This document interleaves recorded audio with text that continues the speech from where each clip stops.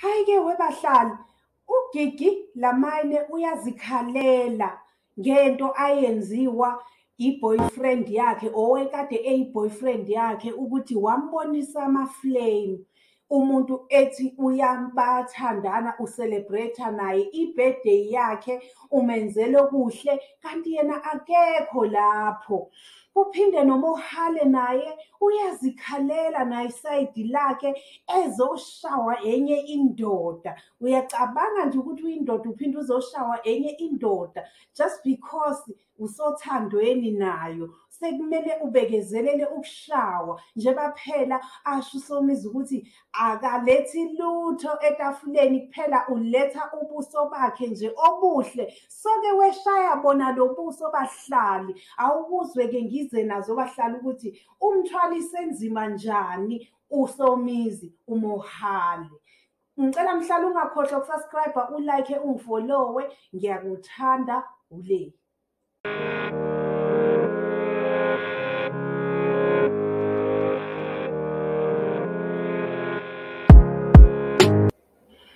Hayi-ke bahlali, uthando luyasihetha ngendlela ezingafani. UGigi Lameyne uthi yena wathi kwi-birthday yendoda yakhe wayiblessa ngokuthi wayithengela iy'mpahla, wayiyenzela idina nomama wayo, njengaphela ukuthi ba-celebrate i-birthday yayo indoda.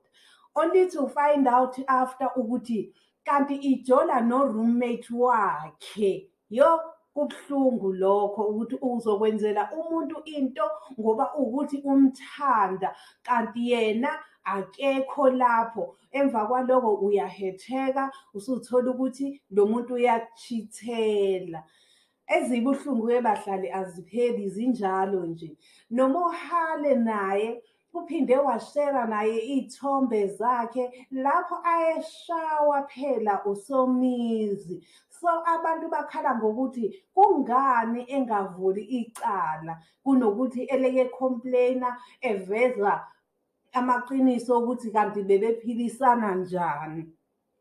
So-ke asithembe ukuthi uSomizi uzolivula icala, indaba yabo ikhulunywe, ngoba kancane kancane mekwakhulunywa ngama-idols kuvela iy'nkinga, mekwakhulunywa ngama-idols kuvela iy'nkinga ngoSomizi. So-ke bahlali injalo-ke nje indaba. Bengithi anginishelele lezo ndaba ukuthi noGigi zimuwele naye izinto, uyakhala. Nangu noMohale usakhala naye ukuthi ushayiwe. Awucabange nje ukuthi uyindoda uyoshawa enye indoda abahlali. Hayi, kodwa-ke angeke sisho lutho-ke, kwakuwuthando lwabo nje bawesho ukuthi uletha nje ubuhle etafuleni, okusho ukuthi iwona-ke ama-result obuhle lobo. Kodwa-ke akukuhlanga abahlali, asithembe ukuthi bazophola lapho phela bathinteka khona ngoba sihetheka ngendlela ezingafani empilweni. Ngiyabafisela ukuthi-ke bahlali ba-recover babe right kuwo wonke abadlule kona abahlali. Ngiyanithanda-ke webahlali, ngicela ningakhohlwa ukulayikha, nikhommente, ningifollowe. Nginithanda, ule.